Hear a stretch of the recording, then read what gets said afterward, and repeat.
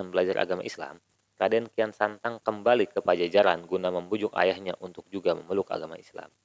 Sesampainya di Pajajaran, dia segera menghadap ayahnya. Dia ceritakan pengalamannya di tanah Mekah dan mulai bertemu Sayyidina Ali hingga masuk Islam. Karena itu dia berharap ayahnya juga bisa masuk Islam. Tapi sayangnya, ajakan Kian Santang itu tak bersambut karena ayahnya bersikeras untuk tetap memeluk agama Hindu yang sejak lahir dianutnya. Betapa kecewanya Raden Kian Santang begitu mendengar jawaban ayahnya yang menolak mengikuti ajakannya. Untuk itu, dia kembali memutuskan berangkat ke Mekah demi memperdalam ajaran agama Islam.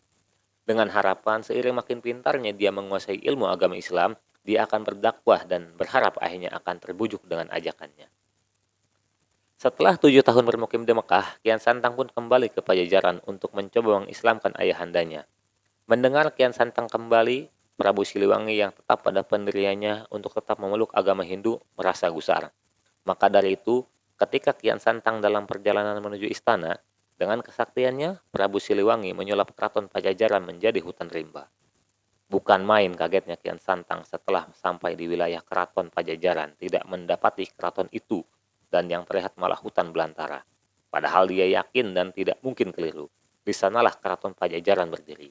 Dan akhirnya setelah mencari ke sana kemari, dia menemukan ayahandanya dan para pengawalnya keluar dari hutan. Dengan segala hormat, dia bertanya pada ayahnya, "Wahai ayahanda, mengapa ayahanda tinggal di hutan? Padahal ayahanda adalah seorang raja. Apakah pantas seorang raja tinggal di hutan?" kata Prabu Kian Santang kepada ayahnya Prabu Siliwangi. "Mari kita kembali ke keraton. Ananda ingin ayahanda memeluk agama Islam," lanjut Kian Santang. Prabu Siliwangi tidak menjawab pertanyaan putranya. Malah Prabu Siliwangi balik bertanya, "Wahai Ananda, lantas apa yang pantas tinggal di hutan?"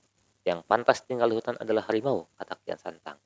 Mendengar jawaban Kian Santang, seketika Prabu Siliwangi dan para pengikutnya berubah wujud menjadi harimau. Raden Kian Santang menyesali dirinya telah mengucapkan kata harimau hingga ayahanda dan pengikutnya berubah wujud menjadi harimau. Maka dari itu, meski telah berubah menjadi harimau, namun Kian Santang masih saja terus membujuk mereka untuk memeluk agama Islam. Dalam versi lain dikisahkan, Raden Kian Santang terus mengepung Prabu Siliwangi hingga mereka akhirnya bertemu di situs Kosala. Situs Kosala adalah situs yang sangat erat kaitannya dengan Raden Kian Santang dan Prabu Siliwangi.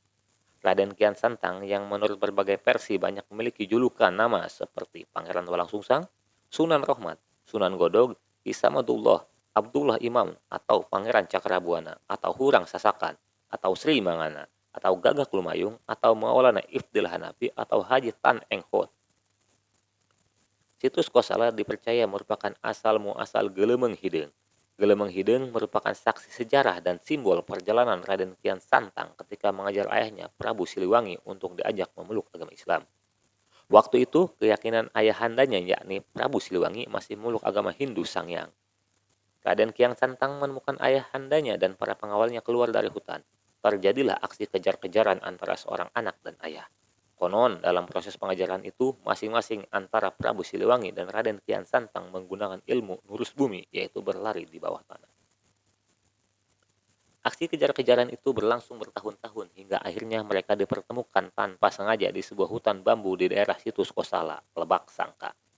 Saat itu, Prabu Siliwangi tengah beristirahat setelah sekian lama dikejar-kejar putranya, yakni Prabu Kian Santang.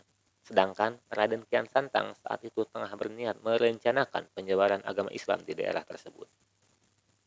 Penamaan Lebak Sangka diambil dari peristiwa bertemunya Prabu Siliwangi dan Raden Kian Santang setelah bertahun-tahun berpisah dan tak disangka-sangka bertemu kembali di daerah tersebut. Maka daerah tersebut pun disebut Lebak Sangka.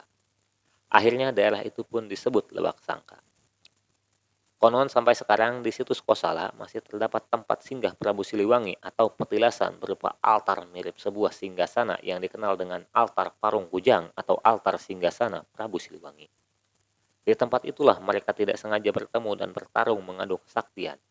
Ayah dan anak beradu kuat saling mengalahkan, berdiri di atas keyakinan masing-masing. Prabu Siliwangi kalah dalam pertarungan tersebut, tapi tidak lantas membuatnya jadi Islam, yang artinya tunduk atau menyerah.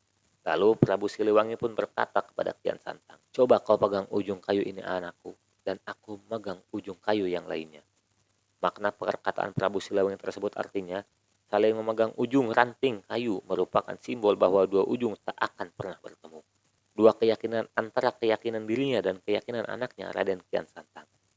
Aku memberi kebebasan bagi siapapun untuk memilih agama. Yang aku cemaskan adalah keserakahan orang. Setelah memilih yang satu, lantas ganti memilih yang baru. Begitu seterusnya. Sementara bagi seorang raja, keyakinan itu adalah sebuah kehormatan dan tak bisa sepele untuk digonta-ganti. Seperti orang yang membalikan telapak tangan. Demikian jawab Prabu Siliwangi sebagai penolakan akan ajakan putranya untuk berganti agama.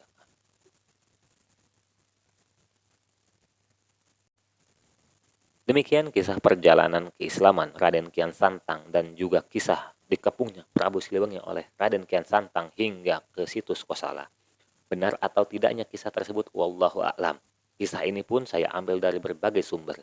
Tentu ada sumber-sumber lain dan versi-versi lain mengenai kisah Raden Kian Santang ataupun kisah Prabu Siliwangi. Anggap saja ini hiburan untuk memperkaya hasanah kita bersama. Bila ada salah kata mohon maaf. Wallahu a'lam. Assalamualaikum warahmatullahi wabarakatuh.